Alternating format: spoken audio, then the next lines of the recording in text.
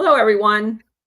I am joined once again by War Hamster Brady, and we are going to continue our series on Operation Gladio meets secret societies. How are you, Brady? Doing wonderful. Finally got some summer weather, so getting a little happier.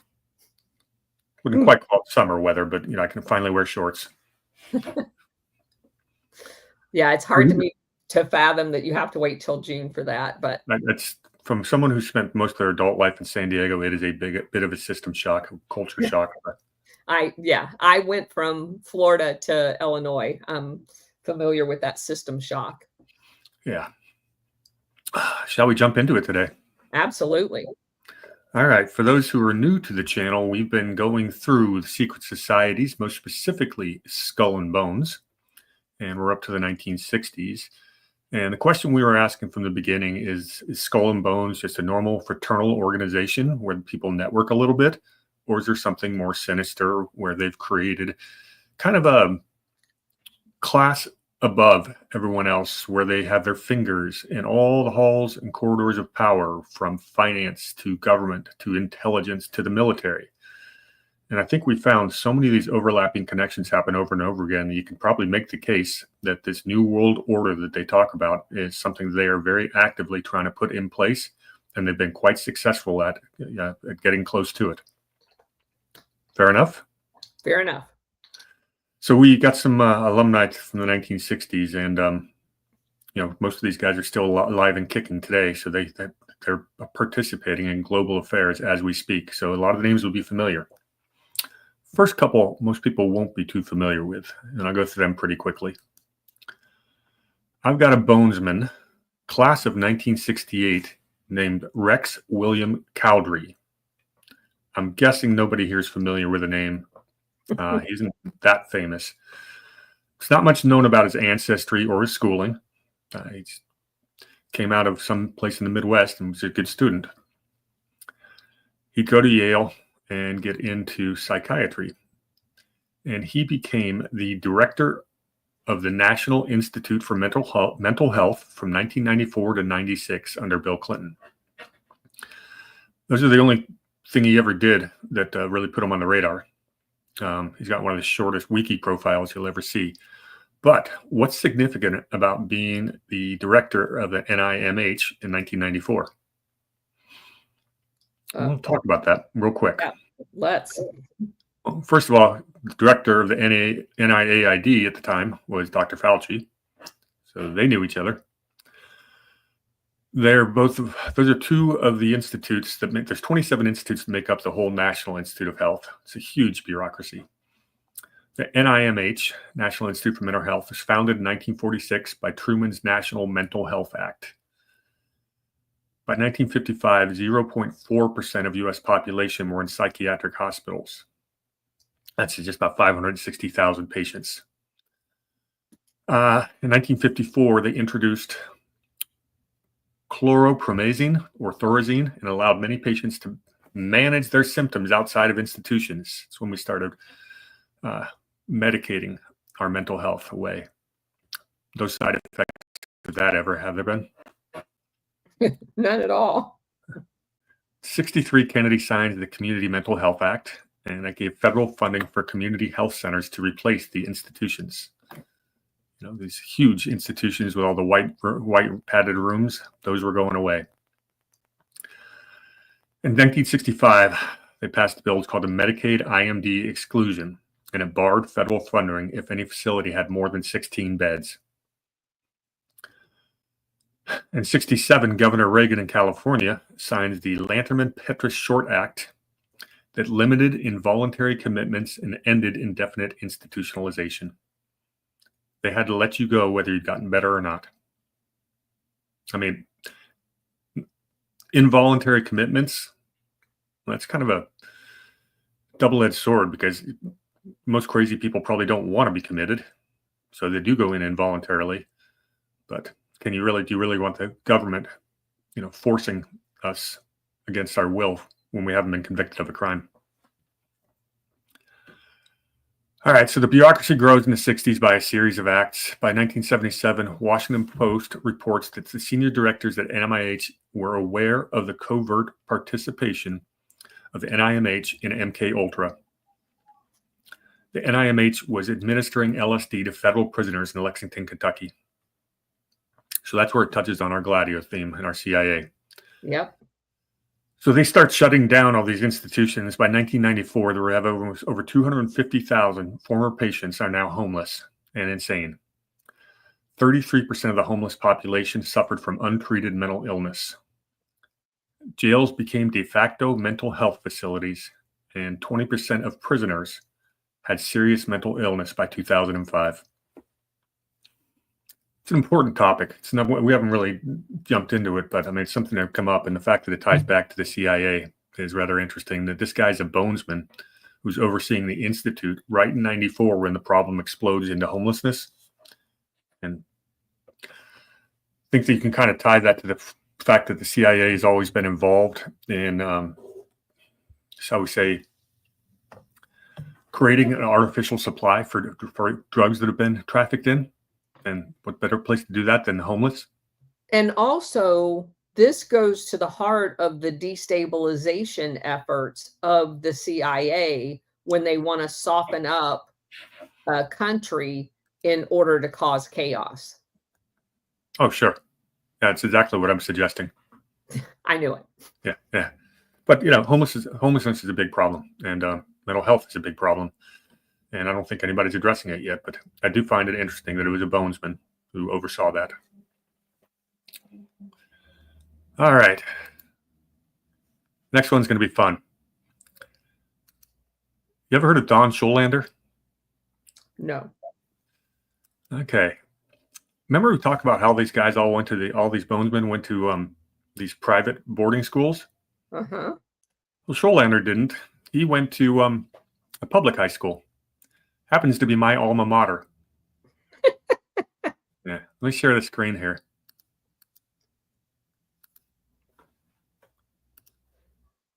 Oops, where'd it go? Get back up there.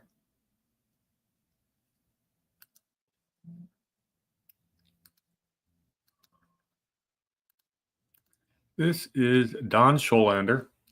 At the age of, I believe, 16, wearing around his neck are 4 1964 gold medals in swimming, the most gold medals anyone had ever won since Jesse Owens for the United States. Did that while he was living in Lake Oswego, Oregon, where I spent much of my childhood. He would then go on to Yale and become a bonesman after he'd won gold medals. And then he got done with his swimming and went back to Lake Oswego and owned a realty company. And he's done nothing else notable besides being involved in swimming, which is why I've actually met the guy about 24 times. When I was on the Lake Oswego swim team as a kid, he would come and help coach us every once in a while. So here's a bonesman that I actually know. That's interesting. Yeah, very small world type thing.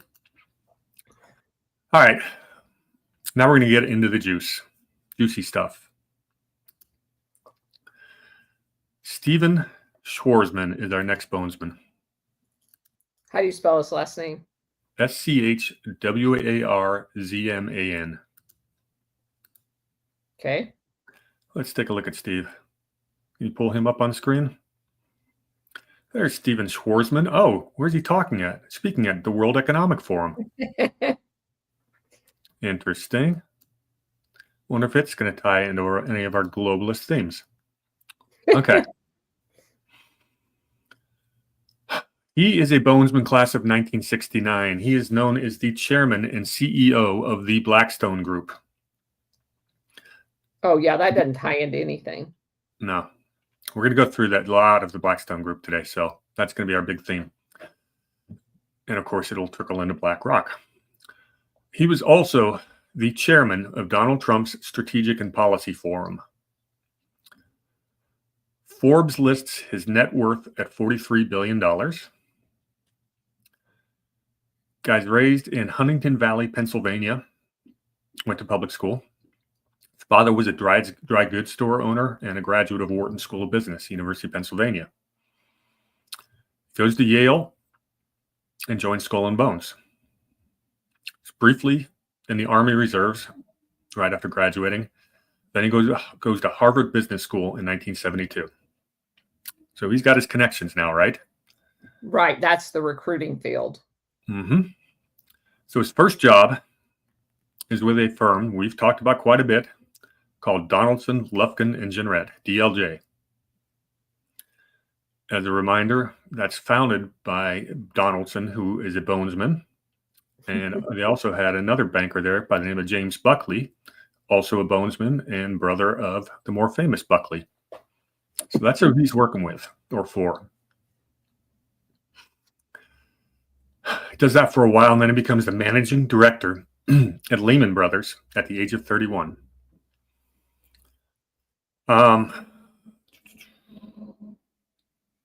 Well, and DLJ merges with Credit Suisse. Suisse. Yeah. And that organization was very involved in a lot of the Nazi movement of money as well. It had a reputation of money laundering. Oh yeah, and of course Lehman Brothers would be probably one of the main triggers of the financial crisis, the crash of 2008. Mm-hmm. We've talked about Lehman Brothers before because one of their other notable bankers was a Charles Spofford, who was a Skull and Bones alumni. He was also a Davis Polk law client. And remember, Davis Polk law firm has been all over these deep state things.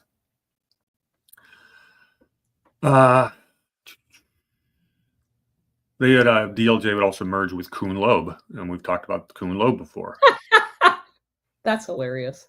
Yeah, Lehman's the company that made the deal with Rockefeller to form Chase Manhattan Bank, and then of course. So what we're describing here, these mergers are happening as they become to get them into the category of too big to fail. Yeah, and we have the same set of characters being involved with all that. The last thing I have, the other last Lehman connection we've had before was Robert Lehman was one of the Hotchkiss School alumni we talked about just a week or two ago. Right. That's from his grandfather was the founder of Lehman Brothers. And I along this, how you bring the past into the present when you mention the financial crisis in 2008. If you haven't watched the show I did with Alpha last night, one of the other major players was AIG, and AIG traces its roots back to CV Starr, who was part of the OSS CIA nexus in China before moving their headquarters to New York. And they just so happened when they moved their headquarters to New York during World War II was in the same office with the OSS element in New York, just to close that loop. And they were, too big to fail and got $163 billion in the 2008 crash. We're going to be mentioning AIG again today. Well, we talked at length about it last night. Yeah, I saw that on X. We won't go into as much detail, but they are a player in this story, obviously. Yeah. All right. So our buddy, Mr. Schwartzman, then becomes the global head of mergers and acquisitions for Lehman Brothers. Or is he? Yeah. He's at Lehman now. Then in 1985, his boss is a guy by the name of Peter G. Peterson, and they decide to go out and start what's known now as the Blackstone Group. So we're in 1985. I think we need to take a look at Mr. Peterson. He might look familiar to you. Not a household name though, right? Right. Should be. It's always the ones you don't know that are worrisome. Well, you're going to know him before today's over. We're diving into him. He's the business partner, Mr. Schwartzman. And I guess Schwartz means stone, and Pete means the rock for like Peter. from the Bible. So that's how they came up with the name Blackstone. All right. They love their plays on words. Yes, they do. So let's talk about Blackstone. Oh, let's talk about Pete Peterson first. What's he been doing? Well, 1972 and 73, he was the U.S. Secretary of Commerce under Nixon. So he's been around. He was born in Nebraska in 1926. His parents were immigrants from Greece. They were the Petropolis, and they anglicized their name to Peterson. Peterson was an entrepreneur at a very young age. His father ran a Greek diner, and he started working the cash register when he was 8 years old. Smart kid, gets into MIT and gets kicked out as a freshman for plagiarizing. Did I stop my screen share already? Good. Yeah. Okay. So leaves MIT, enrolls in Northwestern, and graduated with honors. Goes off to the University of Chicago and gets his MBA in 1951. So not an Ivy Leaguer.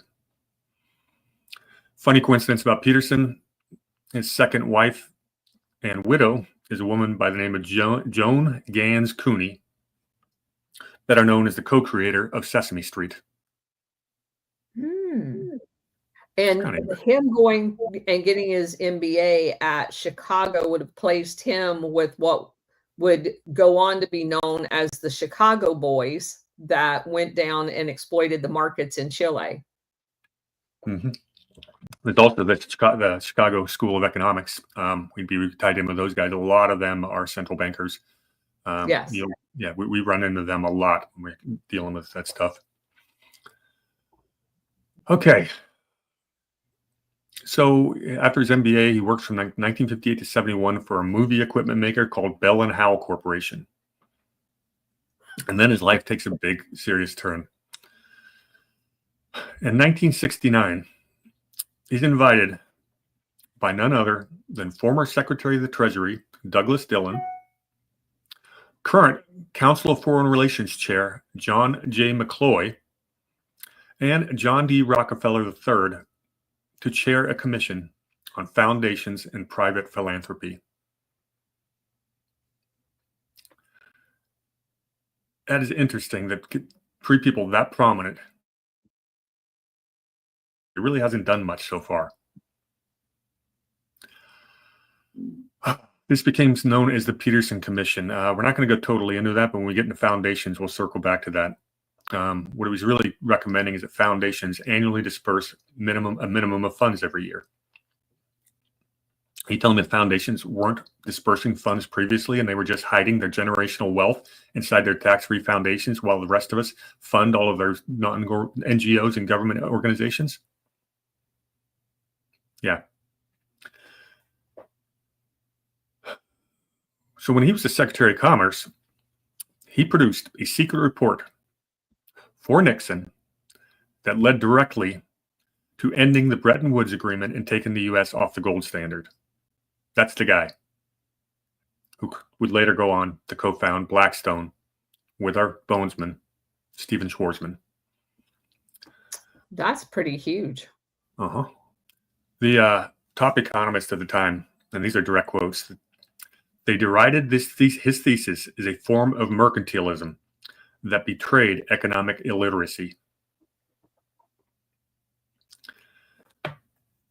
Mercantilism, you've heard me talk about it ad nauseum, is just another word for fascism. And basically, this guy was recommending that Nixon take us on the gold standard. And the result, what happened was it strengthened central banks and money printing. And we see what we have today. We were run by corporations. This guy was one of the triggers that made that happen. That's crazy. Mm-hmm. So in 73, right after he's working with Nixon, he becomes the chairman of Lehman Brothers. Then he co-founds Blackstone in 1985 and would go on to make about $1.9 billion on the Blackstone IPO in 2007. I think we should get into Blackstone. I'll get back to Peterson after. I want to talk about Blackstone now and BlackRock. Okay. All right, someone astutely already put in the chat, and I've been correcting people on for quite some time on X. Blackstone and BlackRock are not the same entity, but they are related. People always think BlackRock's buying up all the property. No, that's Blackstone. They're the real estate one. It's founded in 1985 as a mergers and acquisitions advisory boutique. Started with $200,000 from each of the co-founders. Then they go out and had a bigger raise. They're just doing small little deals, trying to be an advisory firm. But then they decided, they raised a bunch of capital, and it just so happens it was right before the crash of 1987. And I bring this up because Peterson is famous, and Schwarzman said it too. Their stated strategies to take advantage of market downturns. And Blackstone says, what Peterson said is, you move in opportunistically and make investments in distressed industries. Sounds smart, right? Well, it sounds exactly what like the CIA does around the world. They create the destabilization, which you just described they're going to be doing with all of the, releasing of psychiatric patients, and then they take advantage and in many cases know ahead of time, like in the Soros case of the currency manipulator, and then they, via the mercantilism model, you go in and you scarf up all of the distressed assets at bargain basement prices. And so people have to understand that they create the financial crisis so they can gain from the financial crisis. Bingo. You picked up exactly what I'm hinting at. And see, if you know about it ahead of time or if you cause it, it's real easy to make money. Yes. So they started to really getting on the map in 1988 when they advised CBS on the sale of CBS records to Sony. I think we all remember that. Yeah. Then they go out there and raise $800 million for their first private equity fund. And the big donors there were Prudential and General Motors.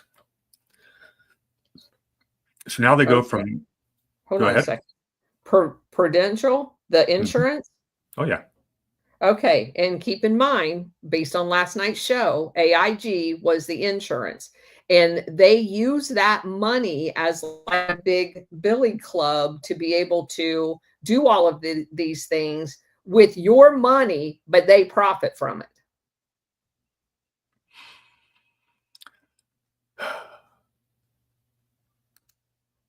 Are you there? I'm here. Okay. Yeah. And a lot of things. Insurance companies also have to have stable assets. So these guys are branching off into real estate, and they're going to do a private equity fund, and that's how they got the money from Prudential. They're buying not just real estate, but they also, in their first private equity fund, they're also doing debt financing, which is like distressed debt. Buy companies that are hurting, you buy their debt, you end up getting control of the company, and you spin off their assets. That's what these guys are doing, and they're getting a lot of money to do it. Private equity, I've talked about it a little bit here, but I'll just touch on it. It is a great way to invest if you are an accredited investor and have a whole lot of money, because the public does not get access to these deals. Private equity can do a lot of things that public equity cannot. And I think a lot of the smartest investments right now is in private equity. There's just better deals out there. Once you go public, pretty much you've got to reveal everything there is to know about the company. Private equity you can get in early before everything goes public. And private equity is also a favorite of people that are trying to hide money to take over entire industries. It's been used for a few malicious purposes over the years. In general, I'm a big fan of private equity. I just know it's been used poorly. Yeah. So they've got this thing that always rather buy something than build it. That concludes when it comes to real estate or companies or you name it. They'll buy something else, find a way to monetize the cash flows or sell off the assets. That's what these guys do. They are vultures. So we're getting up to the 2000s. And Blackstone, we get to the great financial crisis. 2007, 8, 9, Blackstone starts buying up foreclosed properties. During COVID, when real estate was depressed, Blackstone swoops in. When the eviction moratorium expired, they started kicking out tenants. They love inflation because it allows them to jack up rents. Nice guys, huh? Yeah. So now we've got, right now, today, they've got $1.2 trillion under management. And isn't this the group that was that had bought up all of those houses that then were renting them to illegals and getting reimbursed by the government under the Biden administration? Yeah. Did you see me earlier when I told you that Schwartzman was on one of Trump's most important Yes, committees? I did. Uh-huh. Keeps that thought in your head as we go through this today. Let's see. Oh, of that 1.2 trillion, $350 billion in real estate that they have under management. They're the largest commercial real estate owner in the world. The Blackstone REIT, Real Estate Investment Trust, has got about 130 billion of that. The next biggest REIT in the world is 23 billion, 5 times smaller. REITs have a lot of advantages. Most specifically, they get tax advantages because they have to distribute 90% of their income as dividends, but that avoids income tax, the corporate income tax rate. They don't have to pay it. And they also get to depreciate their assets. And Blackstone's been criticized by competitors for how it values its assets and carries it on its books. Yeah, these guys are playing really in the gray area of finance laws, but they have a big advantage. And they've lobbied Congress for decades to get these tax advantages and not be considered a corporation. And that's exactly what the U.S. corporations doing business in foreign governments, in foreign countries, would do. Like in every country where United Fruit or ITT, they would undervalue the company in that location to pay little taxes in that foreign country. And then when the foreign country tried to nationalize it, they would inflate it and say, that's what you owe me, not the balance that they had been paying taxes on for the last 20 years. So this seems to be a reoccurring theme in how these guys do business. And it's being done in the United States. While we focus on foreign countries, it's being done to us too. Very much so. All right, the rest of their AUM, assets under management, they got about $300 billion in their portfolio in credit and insurance. What does that mean in credit? Well, that's shadow banking. That's lending to the unlendable. That is a very shady, but very profitable business. You mean like people who do things like drug sales and stuff like that? No, it's less the criminal than the debanked. Certain high risk entities can't, the bank can't lend to them. The standards are too high. The shadow banking industry serves that part of the population, but you're going to see some criminal activity, but most of it's just bad credit people and high credit risks. So that's what they were doing in Bangladesh to destabilize Bangladesh. What they called it micro banking there. Yeah, it's a big issue. I think we talked about with the remittances going across the southern border. That business is shady as all heck. You get a payday lender, same darn thing. Payday lending is a big part of shadow banking. Oh, that makes sense. Yeah, for those who don't know, if you've got 5 days to go before your paycheck and you need money in it today, you walk down to one of these shady places. You can get a payroll on, show them the last couple pay stubs, and they'll lend you like your entire upcoming paycheck, or minus about 30%, and that's 30% for 5 days interest. It's a very profitable business. You sign over your paycheck before it gets there, so they always collect. Yeah, and that's what they were doing in Bangladesh using USAID. The USAID was supporting these companies, and they were funneling money into these help programs. So they would do the micro banking knowing that that's going to be the source of the repayment. So plus the 30%. if you didn't pay, in some cases in Bangladesh, it went up to 100%. But they knew they were going to get the money because they were funneling it through our taxes through USAID into fund these programs. Yeah, it just reminds me of the time when Biden said you're not going to get the $1 billion. Well, that was a loan guarantee from USAID. Yes. All right, going back to Blackstone. They've got another about $100 billion, and this is one to watch because it's going to grow. They've had $100 billion of investments in what we call infrastructure. Infrastructure, roads, highways, bridges, ports, that's infrastructure. They've been talking about taking over all these utility type stuff for a long time. China's been doing it. These major corporations do it. Infrastructure is the next big thing. And if you all want to go back on the channel, one of the earlier shows that the Colonel I did, on my channel, it's called, it's on the Shadow State series. It was the corporate side of Gladio. We started talking about these natural asset NACs, natural asset companies. Yeah, they're trying to buy up all the infrastructure, be it water or anything like that. I will try to put that link on my channel so you guys can go back and watch it. But you're going to want it. We went into a lot of depth over how that works with the infrastructure banks. Yeah. So I'm going to go ahead and tell them how that ties into Gladio, because I think that's a big point to make. When you look at the big Gladio operation, it all starts with the banks go in there first, and then they start doing these investor state dispute settlements, and they get the corporate leverage over the company. When a country decides they want the resources for themselves, well, that's when we come in with Gladio and overturn. Exactly. Yeah. So that's what infrastructure and spending is all about.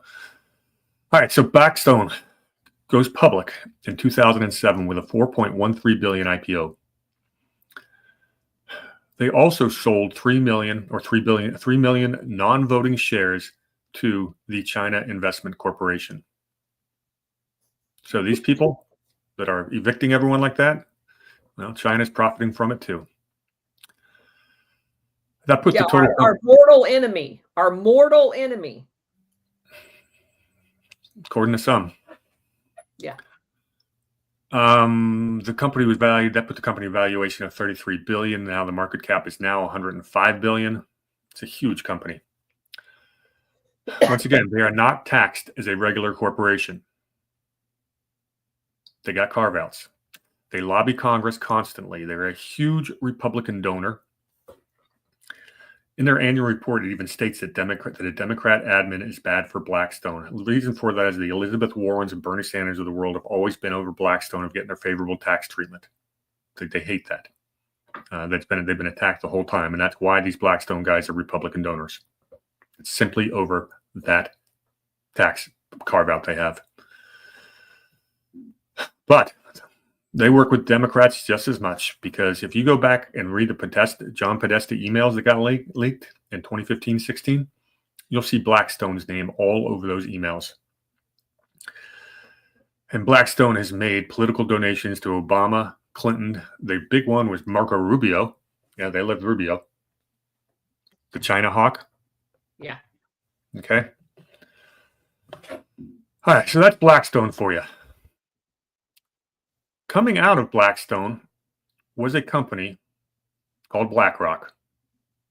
It was founded in BlackRock's founded in 1988 as a proposal by Larry Fink. He goes to Peterson and Schwartzman and says, "I got this great idea." But let's talk about Larry Fink real quick. Okay.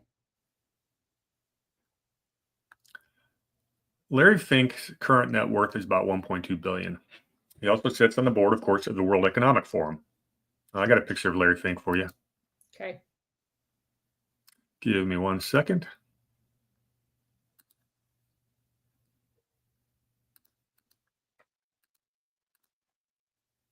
And here's Larry. Yeah, who's that guy next to him? It's a good question, huh? Yeah.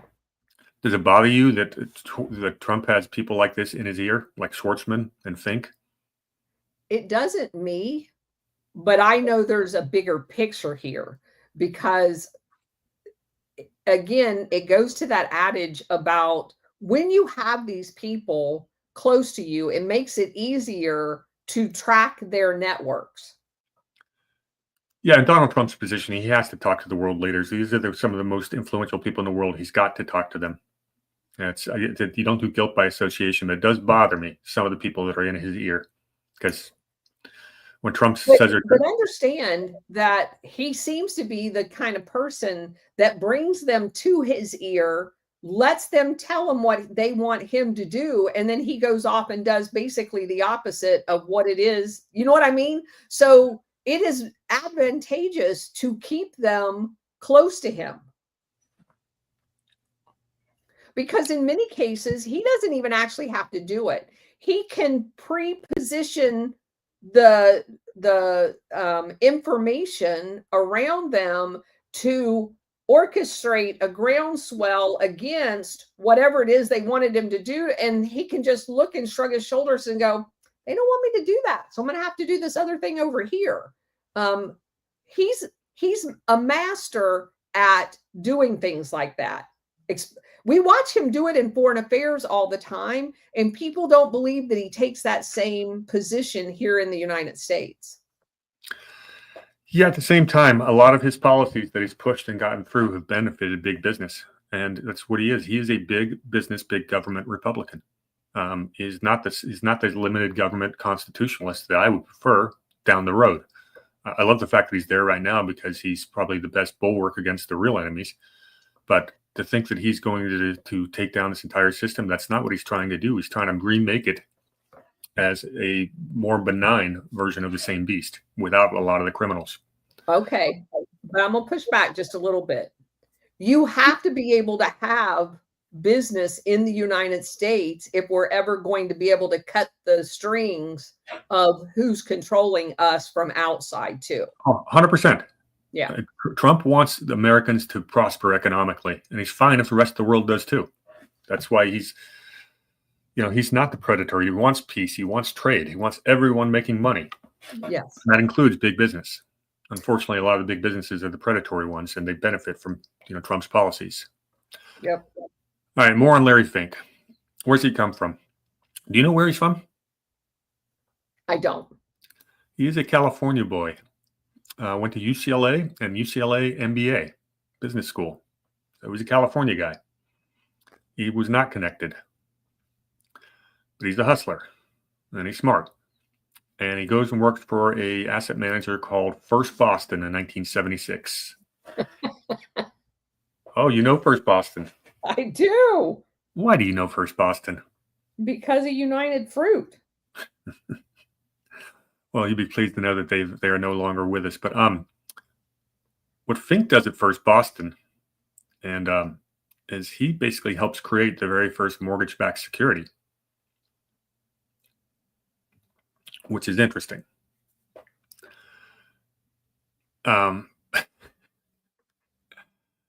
Okay, so let's see. What do we got? Explain that real quick to everybody what that is. I think there's probably some people who don't know what it is. Computers are first coming out in the 80s. And you finally had a computer on your desk if you're a broker or a trader or what have you. And he's the guy that figures out that now we have computers, we can actually track the cash flows of all these mortgages. If we can do that, we can break them up in different tranches. And we can have A-rated paper down to C-rated paper. But if we put them all together, the odds of all of them defaulting aren't as bad. So we can give them an A rating. And of course, the credit agencies, Moody's and Credit Suisse, join hand. And voila, you just invented the subprime mortgage and basically are the father of the great financial crisis where Blackstone came in and swooped up all the property. Thank you, because I knew you could circle that. Yeah. Oh, God. That's Larry Fink. Yeah. Before we get into the BlackRock history, just for all the talk you hear of sitting from his perch as CEO of BlackRock, he puts out world's largest asset manager. He puts out a annual letter, a company report, I forget what he calls it, and he usually uses it to lecture CEOs of other companies and people around the world on how they should be acting. And most of the time, he's lecturing us on climate responsibility. He's a huge believer in the climate hoax and one of the biggest funders of it. We'll get into the ESG investing. That's where he pushes that stuff. But at the same time, he's also considered, The Guardian, mind you, lists him almost every year as one of the biggest climate villains. They say he profits from deforestation. And he also made a $15 billion deal with Saudi Aramco to put together a project to pipe their natural gas in, which is obviously not green friendly. So he's profiting off fossil fuels while lecturing the rest of us. So that's why I want to push back. He's not a big believer in it.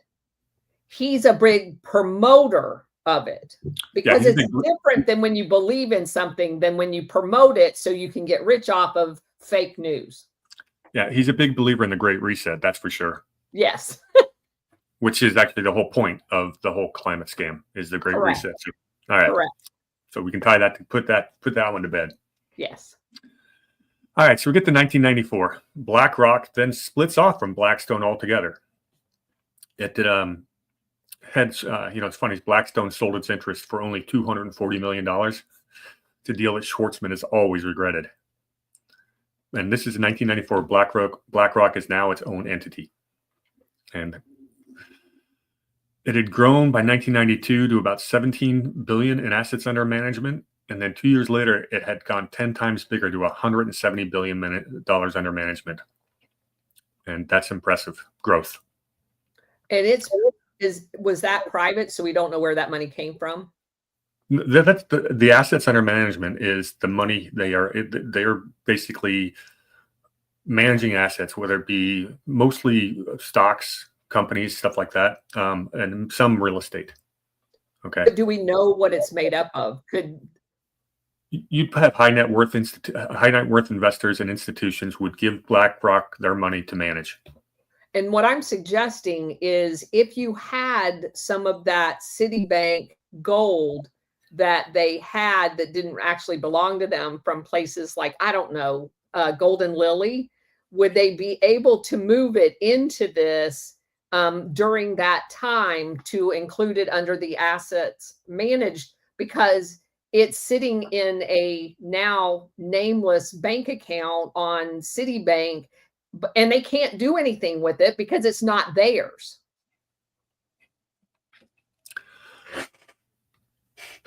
So remember what I talked about? I guess we haven't talked about it too much. What you're going to see here is really good example of how, if you have the connections at Wall Street, you just need to have a decent idea. They'll find a way to finance it and then send their army of brokers to sell it to the public. You got access to almost unlimited capital if you have that kind of access. So we get to 1999, and BlackRock does this. It goes public. Now, at the time, I'm a licensed financial advisor working for major Wall Street banks.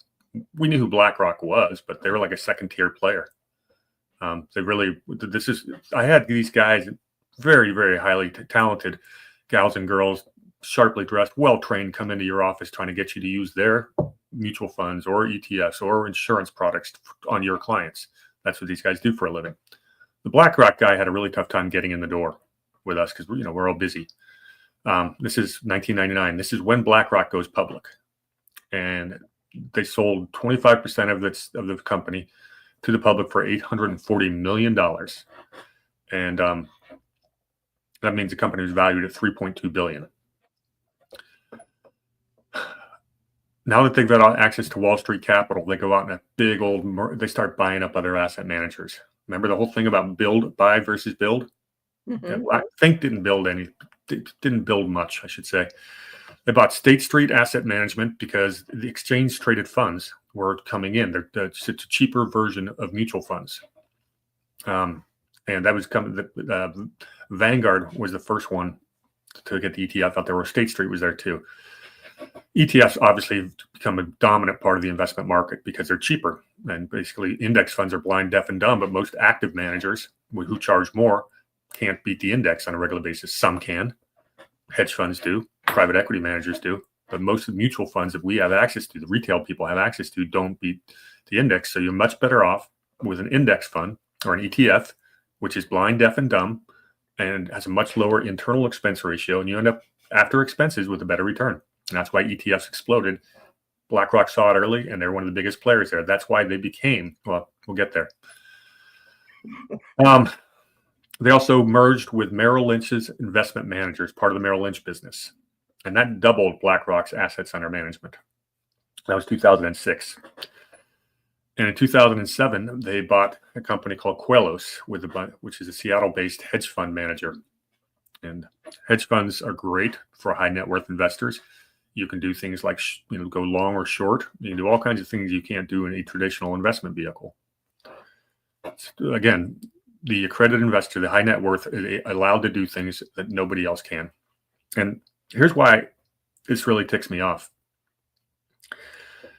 They put the accredited investor rule in place, I think, in 1973. I could be off by a few years there. And they said basically to invest in certain vehicles, you have to have a net worth, an investable net worth of $1 million. Okay, seems reasonable because they don't want people who don't have. They figure you got the financial wherewithal to take chances or go into illiquid products that the average person can't. They're trying to protect the consumer, or are they? You want to know what the accredited investor? Save it for them. Yeah. You want to know what the accredited investor limit is today? What?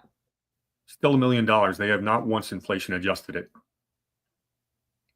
Everything else goes up in price, but this one they've kept lowering it. I mean, it stayed the same. So that's how serious I think the SEC is about the accredited investor rule. All right. So we've got Mr. Larry Fink, who, of course, invented the credit default swap, which was one of the founders of the credit default swap. There's a couple other people that did that as well. And I shouldn't say the credit default swap. I meant the collateralized mortgage obligation. Credit default swap's different. In 2006, BlackRock does a real estate investment in something called Stuyvesant Town in the Peter Cooper Village. It's a $5.4 billion deal, and it's the largest real estate deal in history at the time. Of course, this defaulted. All the BlackRock clients lost money, including CalPERS, to the tune of $500 million. The California pension plan, lost $500 million thanks to BlackRock. So that's two major checks on Larry Fink's record of having bad judgment. In 2007, they still get their assets under management up to $1 trillion. At this point in time, I think I'm working for Smith Barney, or Citigroup Smith Barney. The great financial crisis hits, and Lehman Brothers collapses. You know how we have all these connections to Lehman Brothers with these guys? Uh-huh. Think they knew Lehman was going to collapse? Yes, I do.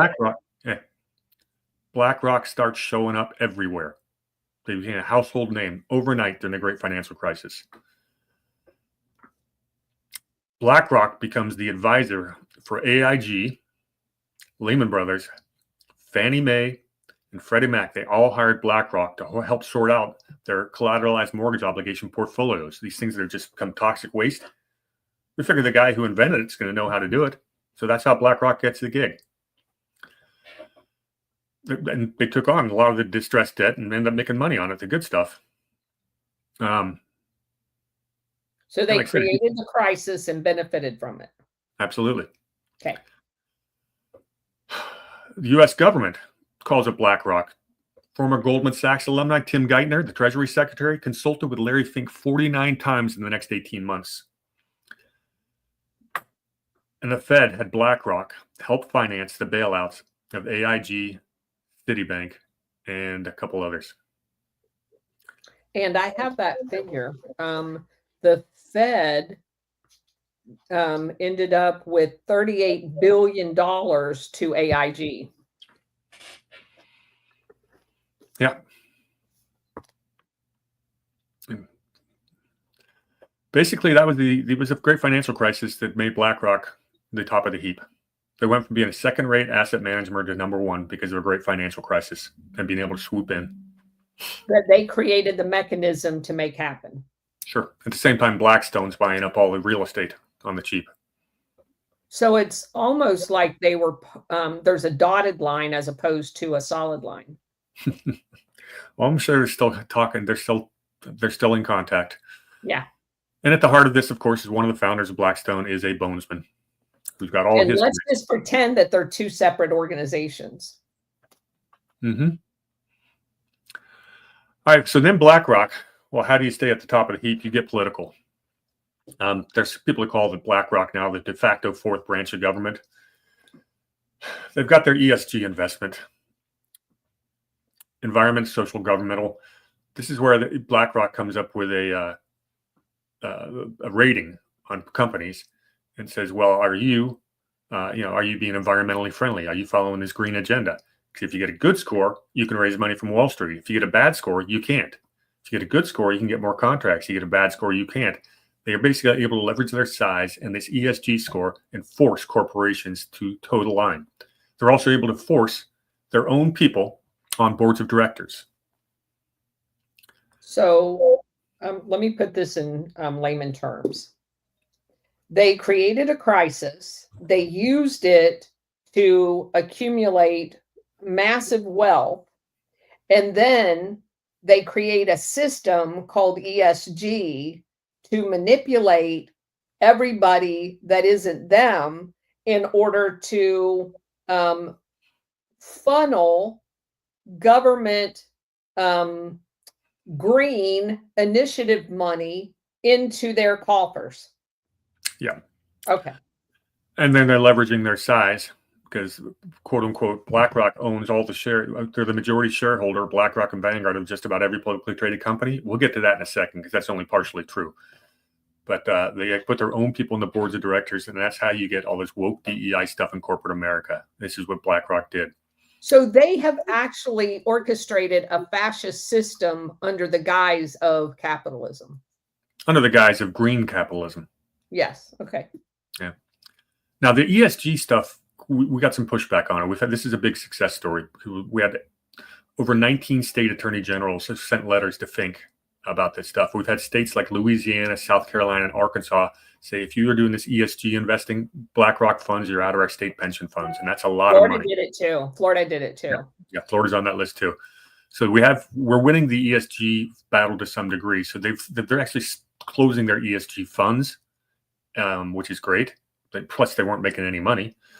If anybody's been in the markets for more than 20 years, you remember the first socially responsible mutual funds. They all had negative track records. I wouldn't touch those with a 10-foot pole. I'd have a client would come in. I'd like to invest socially responsible. I go, I've got a fiduciary responsibility for you not to lose money. So I don't think it was ever to make money, as far as I'm concerned. It was control. So BlackRock is now backed off on all their ESG push as of about 2 years ago. Because they got caught. Yeah, we caught them at it. But don't think ESG's gone away. It'll be back and they'll relabel it. They still have their people on the boards of directors. Correct. Yeah, this was just a big wealth transfer via the you know what I mean? That's what it was. Yes. Someone mentioned the carbon tax in chat. Yeah, that's about a $6 trillion market they're trying to create out of thin air.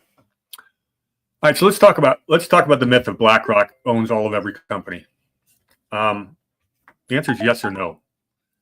If you go to any publicly traded company on Yahoo Finance, you look at their top 10 institutional holders, the top 2 or 3 on almost all of them are going to be BlackRock, Vanguard, and State Street. And that's because these are the 3 biggest ETF managers, and the ETF business is bigger than the mutual fund business now.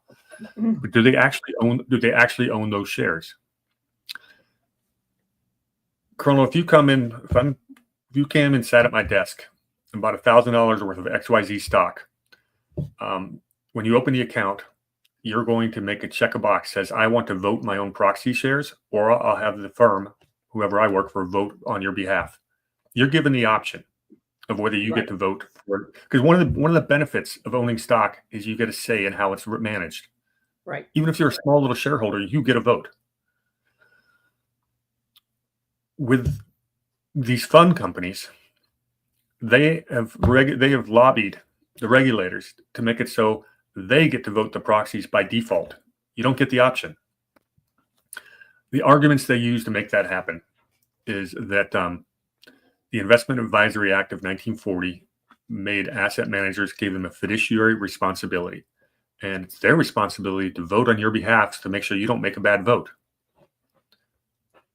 They also say the scale and they've always said the scale and logistics of every individual shareholder who owns, if you own 2% of Microsoft in my mutual fund, I got to send you the proxy for Microsoft's board. They say the scale and logistics is impossible. It's 2025. We can deal with it with computers.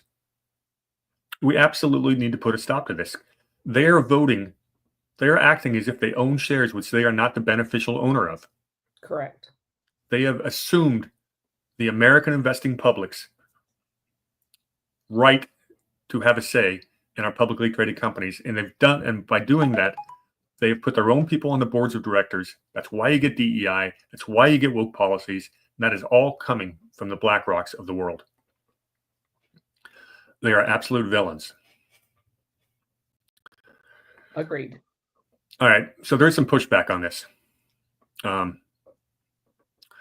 Vivek Ramaswamy's Strive Asset Management has been pushing for what's called shareholder empowerment. And that's something to follow very closely. Vivek's on the right side of this one. Elizabeth Warren has pushed back on this thing because she's basically anti-big corporation, apparently. Ted Cruz has started legislation to impact this, but this is something that we need more state attorney generals to get involved in. And there's a particular attorney general in Alaska who I am trying to get in touch with because he has said some of the best things regarding this. We could basically strip BlackRock of all its political power overnight.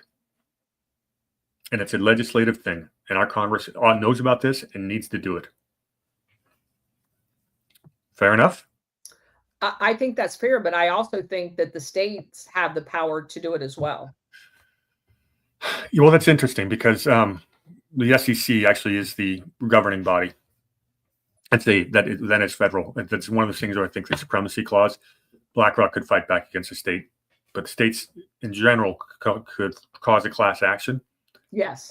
And we as shareholders could do a class action and say our voting rights have been stripped of us and we want them back. Right. It can be done. It's a congressional fix at the end of the day is the best way to do it. And I think it's something that Republicans and Democrats could get behind if so many of them weren't bought and sold. If the voters could determine this would be gone. But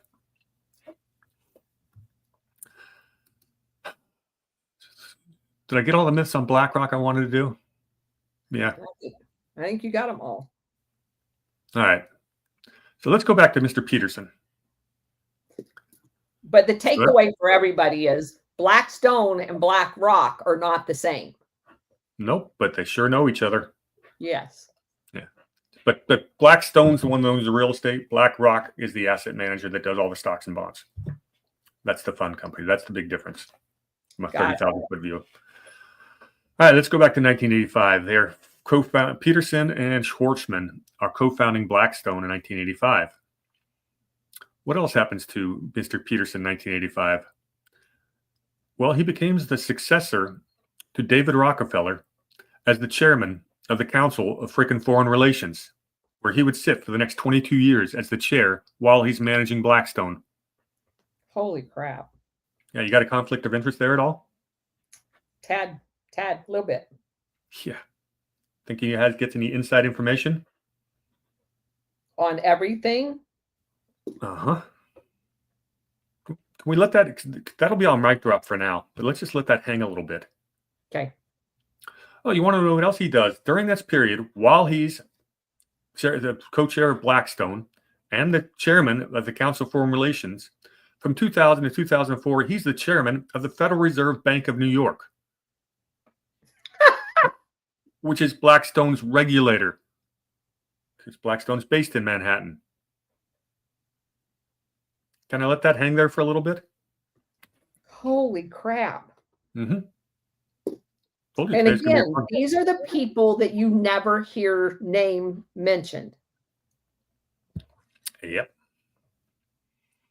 I mean, I was in the industry, so I knew the name.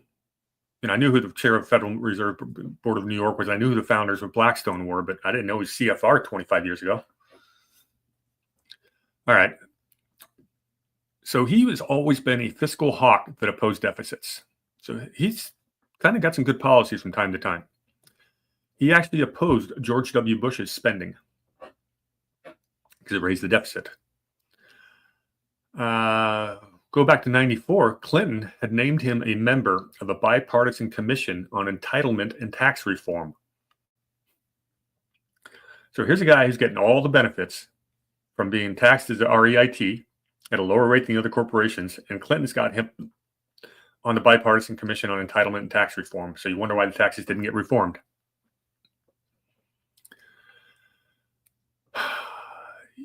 Then he later on, there's something called the Institute for International Economics, the IIE. It would recently be renamed the Peterson Institute for International Economics because Peterson was a big contributor there. Have you ever heard of the Peterson Institute for International Economics? I have. You have? I have. Yeah, good. Okay, good. I thought you might be. It's considered one of the top 20 think tanks in the world. So it's a big deal. It's founded in 91. It's had some people on their boards, on the board of directors, like Alan Greenspan, the former chairman of the Federal Reserve. Also had Robert Rubin, former U.S. Secretary of the Treasury. So it's pretty influential. Well, Robert Rubin, who co-chaired the CFR, also sat on Peter G. Peterson's foundation. So we're going to get to that. That's my next paragraph. Okay. All right. Good job. Okay. The best thing about the Peterson Institute for International Economics is the major donor was none other than the Ford Foundation. And let me just explain to people from a Gladio perspective what these economic institutes do. I mentioned earlier about the Chicago boys out of Chicago. They're the people that go in after a coup leading up to the coup. These are the people that are on the ground telling us how destabilized these people's economies are. They write all of these papers that basically say everything that the targeted country is doing is communist. And they help with because you guys remember, political warfare, economic warfare, and military warfare. Those are the three elements.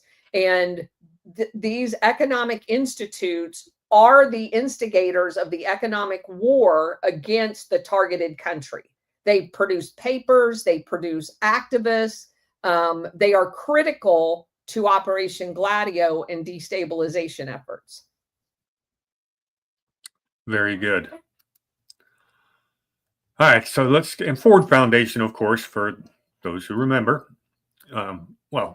Ford family's been knee-deep in all kinds of shenanigans around the globe, including, financing the Nazis, and the Bolsheviks, and sending. Yeah, we've also seen them throughout our secret societies, the Ford family.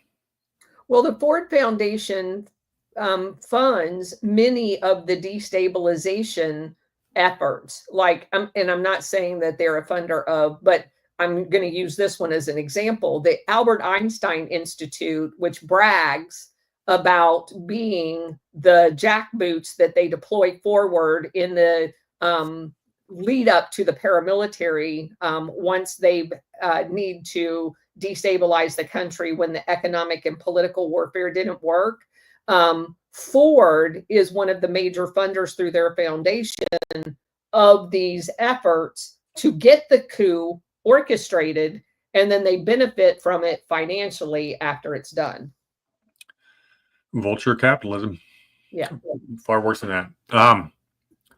Like I said, Peterson's always said his big issue is fiscal sustainability, which is something I agree with. He funds something that's out there today called the Fiscal Times, which supposedly is pushing fiscal sustainability. However, their authors all come from the Washington Post and the New York Times. So I'm not sure his version of fiscal sustainability is the same as mine. Yeah. He actually opposed Trump's 2017 Tax Cut and Jobs Act because it cut corporate taxes by raising debt. And that's a reasonable take. The last thing about Peter Peterson is the Peter Peterson Foundation, which, of course, under the guise of charity, you basically do all kinds of shenanigans.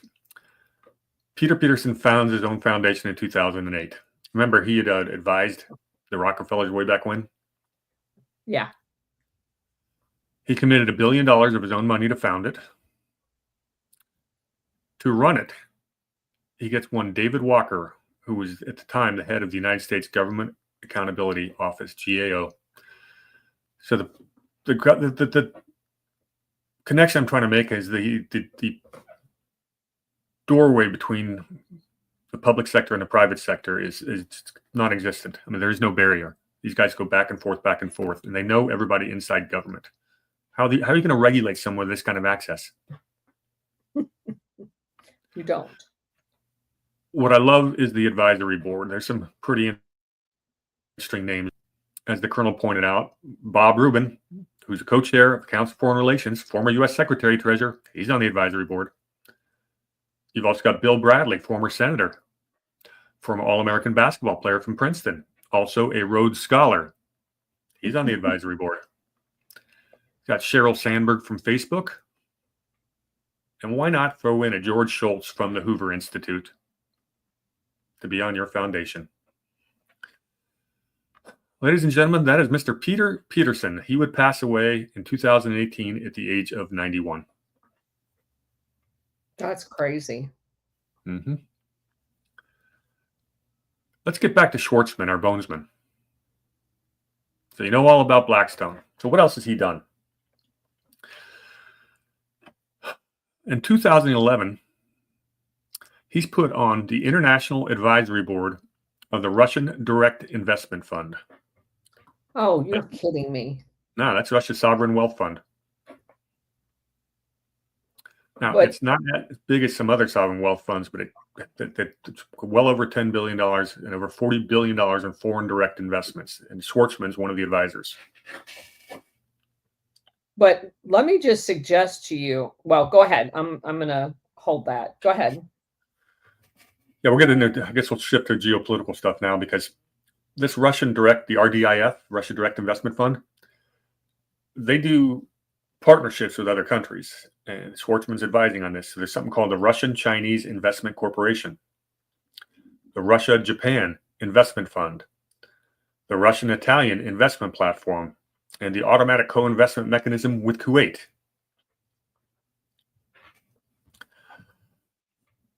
In 2022, when the Ukraine war broke out, the RDIF was sanctioned along with all of their directors. You know who wasn't sanctioned? Schwarzman. So, yeah, he's acting as a conduit of information back to, because they've been wanting to take over Russia for a very long time. And what better way to do that than to have someone like him involved in all of these deals with their sovereign wealth? Because you really can't start here and understand the whole scope of, you have to go back and look at what these same people, by the way, tried to do to Russia in the aftermath of the fall of the Soviet Union, when they sent in all of their goons to buy up all of their, because again, destabilization, all of these people rush in and they try to buy up all of the businesses and resources. And that's what the Hermitage Fund, funded by Safra, was doing in Russia when the guy that was helping them do it got killed, because they figured out what they were doing. And we end up with the Magnitsky Act, because everything that the US government and the CIA was trying to do was, we were told lies about what was actually going down in there. It was a vulture run on a dead carcass. And they got caught doing it by Putin. And he killed the Russian that was selling out Russians. And that got portrayed to the American public as Browder is the one that was working on behalf of the Hermitage Fund. he got Yep. caught and he came home and lied about it and basically accused the Russians as killing that guy because he just wanted a free market. That's not what was happening at all. Yeah, And I was following that story in real time, and yeah, it was infuriating. so you have to understand that they weren't able to do it the normal way because they got caught doing it. And so, what better way to have someone like this guy sit on this advisement board? So, what would be interesting and way too timely to do it, but what would be interesting is to find out as they're working these deals with these other countries, as you just articulated, how many of those did very well, because don't you know that every one of those things that the Russians were investing in, this same group of people back here is going to try to destabilize? That's Yeah, what I got. a lot of investments go into infrastructure projects too. So, Yeah. I forgot to give you a thought. Going back to Larry Fink and BlackRock, I wanted to point out the hypocrisy that the guy who basically started the collateralized debt problem took another property bankrupt that cost California retirement public retirement funds 500 million. That's the guy our government went to for help. Yeah. That's I wanted to emphasize that before we go on. All right, what else about Schwarzman? There's more. He's politically active. He's a Republican who favors, and this is his own words, lower taxes, lower government spending, and reproductive rights. Yeah, Huh? he's Oh, kind of a bit of a rhino. yeah. He raised $100,000 for George W. Bush. He compared Obama's plan to raise the tax rate on carried interest to Hitler's invasion of Poland.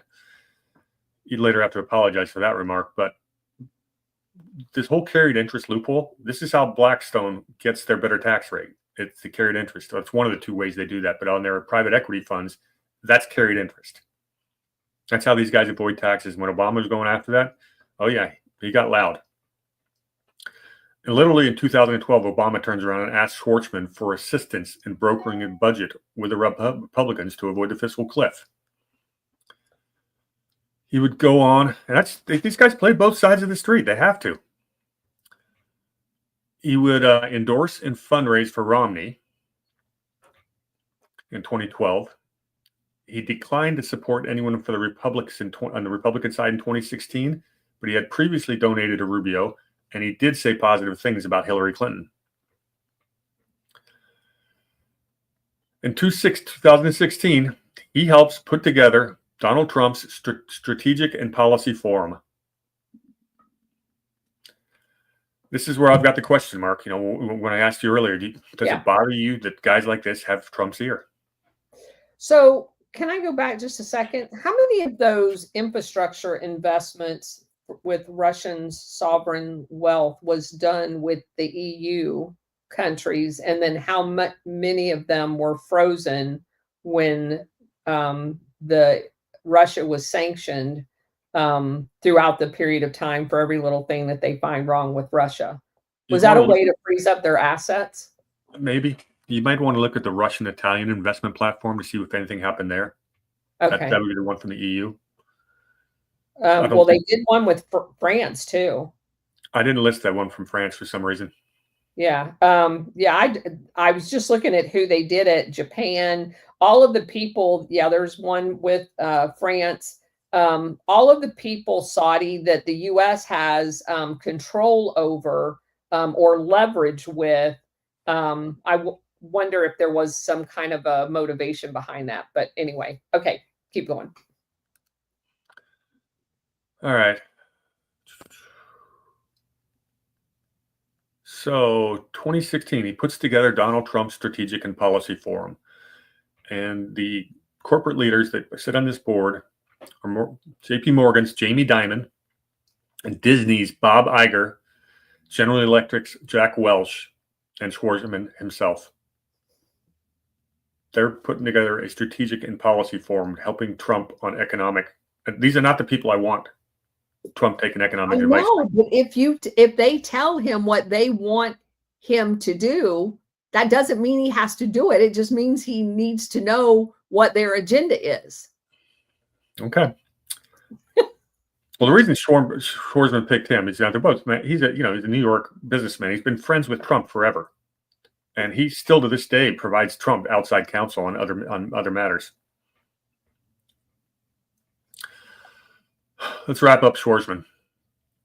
His net worth is approximately $35 billion. 2007, Time magazine called him one of the 100 most influential people in the world, you think?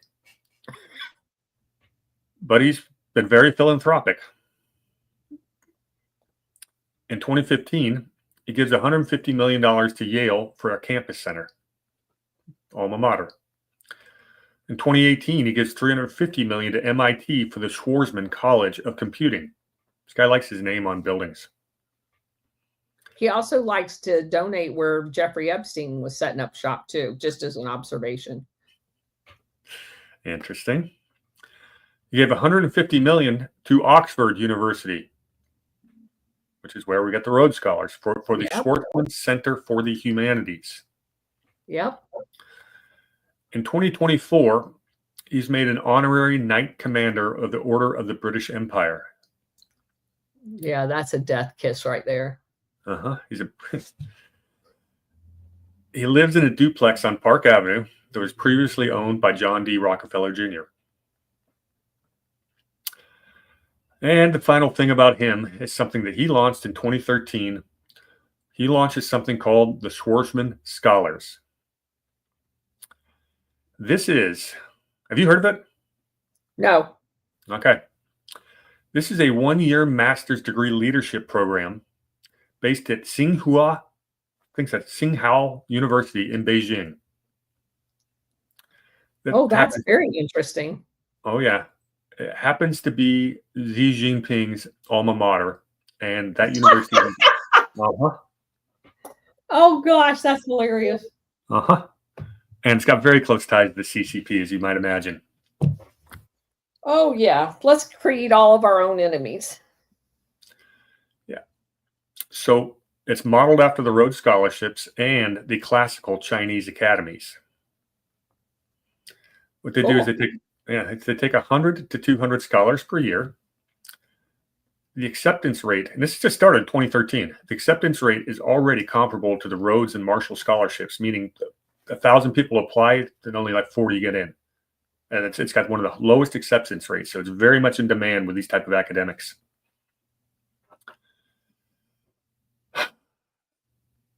It was founded, allegedly, to reduce friction between the American and Chinese economies as China was rising in 2010s early.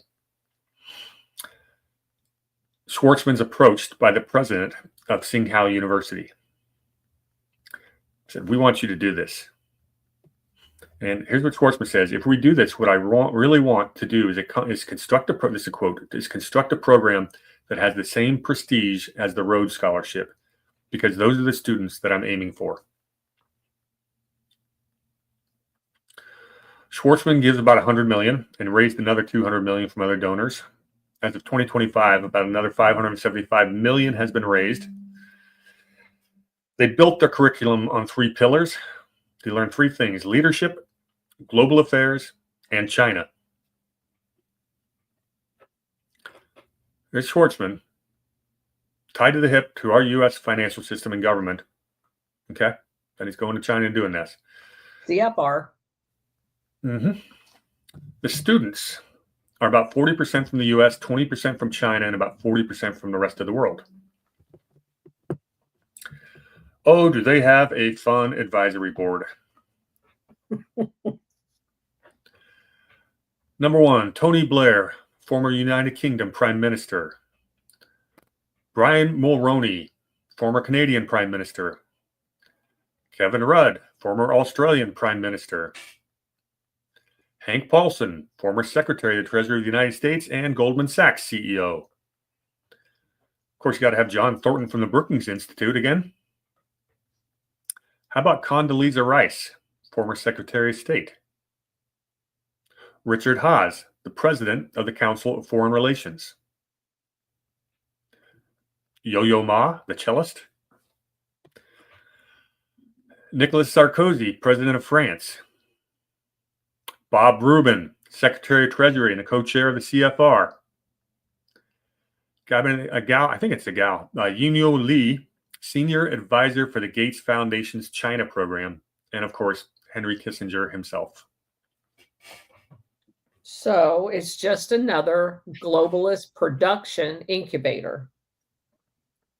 100%. All right. This last little bit, I think, is damning.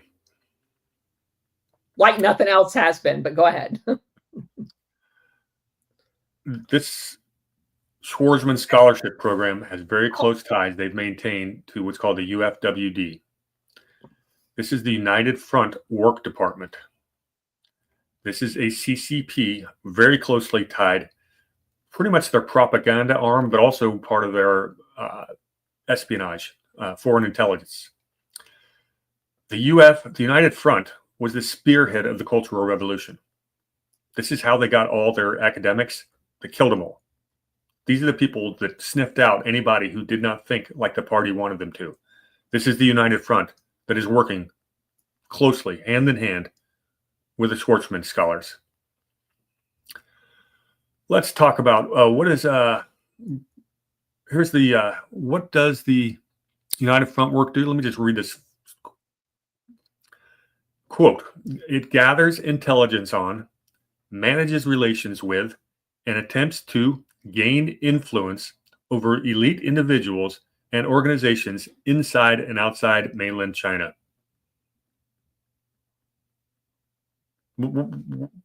How is that not espionage? Well, it is. And here's Schwarzman working hand in hand with them. But I think that goes to our premise of this global world order. And there are these organizations that no one has ever heard of operating. So again, you just have to step back and ask a very simple question.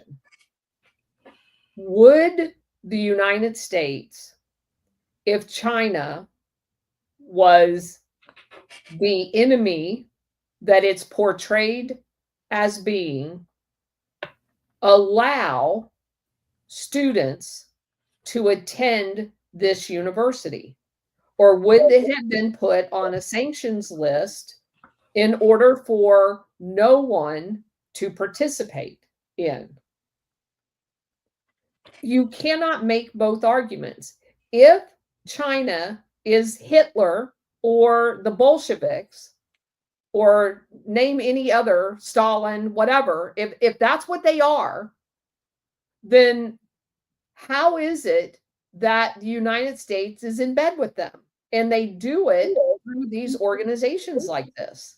You can't make both arguments. You can't put all of your manufacturing in China and then tell me they're our worst enemy.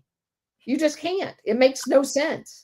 Unless they're in on the whole Great Reset globalist game, which is entirely possible. Because of the people that open up China are the same ones who gave us this new world order. We're talking Rockefeller, we're talking Kissinger, we're talking Bush. And if those ties still hold, and it's interesting to me that Trump just recently canceled all these student visas, because that's going to put a real dent on the United Front. But let me just read off a list of some of the outrages or people that have written about what the United Front has done. But are they going to cancel the visas of the people that are going over on these types of exchanges? Because if they don't, then it's basically disingenuous. Because we're importing the people back that are the global that have been trained by China and Schwarzman. Well, they're doing this all over the world. Okay, so 2018, Australia documented the activities and passed new laws targeting activities like political donations to stop the United Front. In 2021, Canadian Security Intelligence Service warned of the UFWD efforts to infiltrate Chinese Canadian communities. In 2018, the Hoover Institute in the U.S. warned of cultivation of U.S. academics, the Confucius Institutes. They've been criticized for monitoring and intimidating Chinese diaspora communities to enforce loyalty to the CCP. They suppress free speech and dissent abroad. You can't go abroad as a Chinese citizen and speak against the CCP. That's what these guys are doing. They are the loyalty police. In 2022, Amnesty International reports they harassed Uyghur and Tibetan activists in both the EU and the US. And in 2019 and 20, the Hong Kong protests mobilized counter demonstrations in Australia and Canada, according to The Guardian. These are the same people. We've read that we have a Chinese police department in New York. That's these guys. That is the front. And they are 100% obviously pushing the CCP's message, which we're going to agree that's definitely not a pro-US message. And that's how they're doing this. And, and they're in bed with the head of the largest real estate manager in the world, who happens to help start the largest asset manager in the world. That's just crazy. Yeah.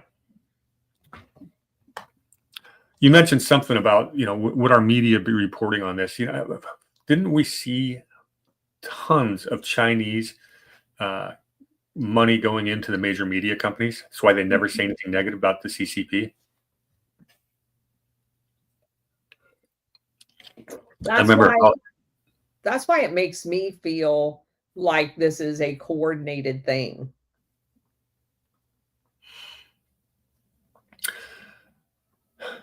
Yeah, it could be. China absolutely understands the globalist game. That's why they were brought into the World Trade Organization. That's why they still get treated like a developing nation, despite having the second biggest economy in the world. That's why all of these climate hypocrites go after the U.S. and Europe, tell them to stop, pumping carbon, never say a word to China and India.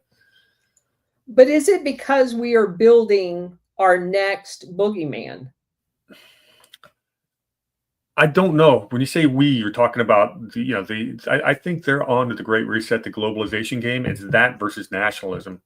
And do they need a boogeyman for that, or are they ready to do the reset? Well, our country to manipulate us in Europe needs a boogeyman. To keep the defense budget going, to keep the CIA budget going, we have to have a boogeyman. And we talked before we started, there's company after company after company. The one that I really looked into was the company called Loral, Loral, that was basically caught selling technology to China. And they're one of many. We have used cutouts to get China technology in order to build them up over the last several decades, technology-wise, in order to be a near competitor. They would have never been anywhere near where they are today without U.S. technology. You remember the big scandal of Clinton with the space program. We based them, basically, Loral sold them missile guidance technology they would have not had. So, and I'm not saying they wouldn't have eventually got it, but they're looking, again, from a global perspective. When the Soviet Union fell, that boogeyman went away, although they've tried to revive it somewhat with Russia, unsuccessfully for the most part. But they moved on to radical Islamic terror, and they created that. And all the while, with the overtures in the 70s to China, they began rising China up. And now here we sit with another boogeyman that you see every day people writing about, but they would not have been where they are today without all of our jobs moving over to China, without Apple, without Schwartzman, without all of this effort to push into China all of these things. And I just see this as a pattern that these globalists, in order to make us live in fear and to steal our wealth, they have to have a boogeyman. China is just one of those. And the climate hoax is one of them too. Yes. We didn't see a whole lot of rhetoric against China coming out of the Biden administration at all. No. It was very quiet. And that's obviously Hunter Biden's activities in China probably are the reason for that. He's compromised, But we made them rich with all of the COVID shit and ordering all the PPP stuff from them. yeah, those would be the globalists. I think all roads lead to the Rockefellers on this one. Well, those are my bonesmen for today. All right. Well, another great show. And a lot of people, again, that's what I love about the series is these are the people that lurk in the background that no one talks about. And you hear it here. And it gives you a completely different perspective of the stories that you're being told in the mainstream media. And it gives you you really understand how the world really works, and it's not the way they tell us. Correct. We are far from a democracy. We are far from a republic. This is an aristocracy ruled by very select, well, it's actually quite a few people in that little circle of friends, but they are a level above everyone else. And they, under the guise of telling us we're a democracy or republic, pretend that we actually are free. And they have got to be exposed and stopped.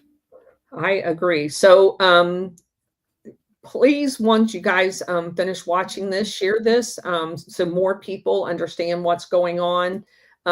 If you guys aren't, please go follow War Hamster and go to his Rumble channel. He has excellent stuff. He does shows all the time, constitutional shows, and he's obviously a wealth of information, which is why I love doing shows with him. And then tomorrow at 11, whose channel is that going to be on? Well, I was going to host it, but if you want to do it live, why don't you host it if we're going to do it live? I'm not set up for live yet. Okay, so come back here, and War Hamster, myself, and Ghost of Base Patrick Henry are all going to do a sit rep. And the countries we're covering again, War Hamster? Well, there's 3 pretty big hotspots going on right now. Obviously, Ukraine, the Iran-Israel situation. And we also want to talk about the fireworks going on over in India, Pakistan, and what led up to that. Yeah. And we've been wanting to do the India, Pakistan for a couple of months. I just haven't really, it's my fault. I've not had time to do it. He's a slacker. Yeah. Well, and he's been a little busy. Yeah. If you do check out my channel, I did a show 2 days ago. It was just a grassroots spotlight with a dear friend of mine, former political ally, to protest with a wonderful woman named Audra Morgan. She's been on Fox News for getting thrown out of so many city council meetings, just berating these people and fighting COVID lockdowns. But she's an investigative reporter, citizen journalist, does Eye of the Storm. She's been down in the San Diego border, and she's been doing firsthand eyewitness reporting on the child trafficking. And we did a 1-hour video this week, and oh my God, it will break your heart when you hear her passionate. Of all the shows I've ever done, it's the least I've ever spoken. She just started going, and I was just sitting back and saying, wow. So she's something, you want to check out the Audra Morgan show. She's great. Awesome. Definitely go check that out. That's what we got. Oh, and just because we have the Operation Gladio, I just want to do a shout out. Last night on Alpha Warrior show, he played the clip of Joe Rogan interviewing AJ Gentile of the Who's File, and his mentioning Operation Gladio on the air for the second time on a major multi-million follower podcast. So shout out to all you guys who took Alpha Warriors call to action and reposted that. I really appreciate it. Okay, so that's it for today's show. We'll be back next Thursday at noon for another segment of Operation Gladio meets Secret Societies with War Hamster Brady. Thank you for being here. Cheers, everyone.